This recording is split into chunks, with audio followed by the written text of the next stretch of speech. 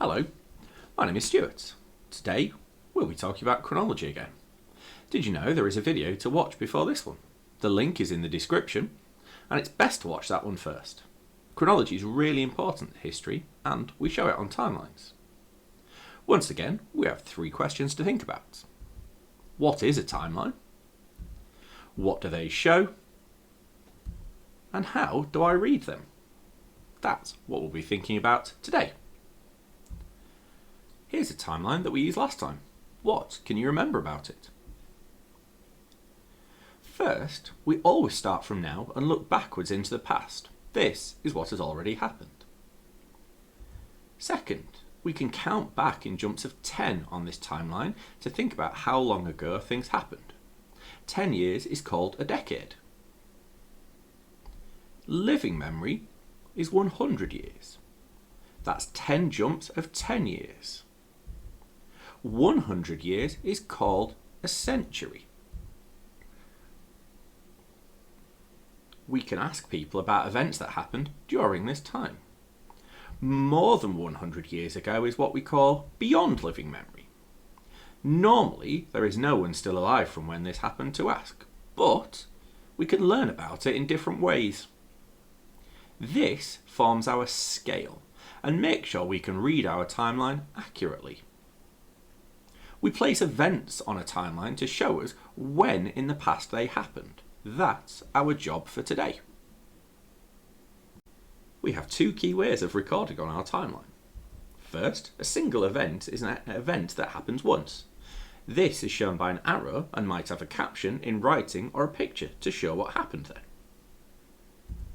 The second are changes over time.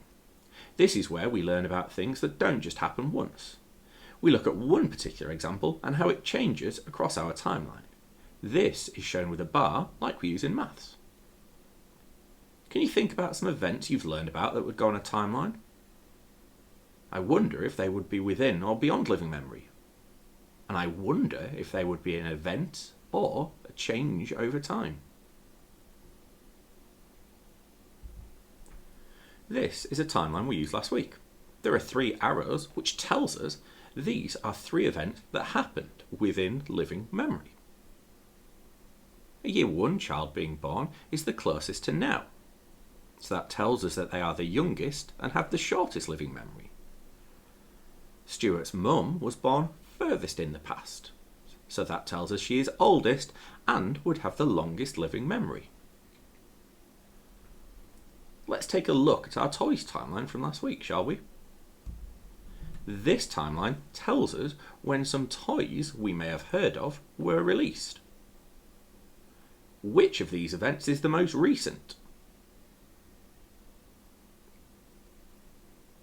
That's right, it's the release of the PS5. It's closest to now, so we know it was the most recent.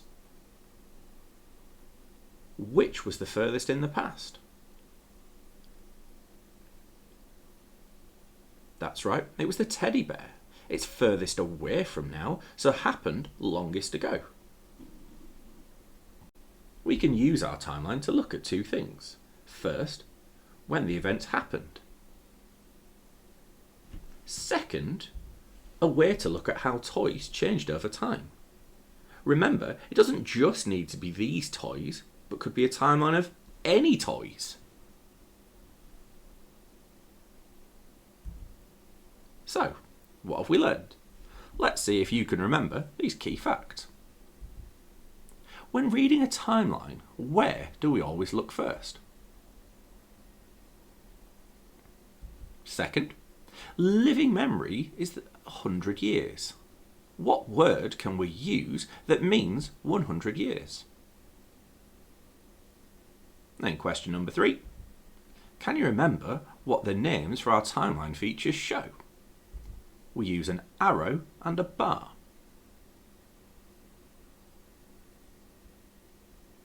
Time for some answers.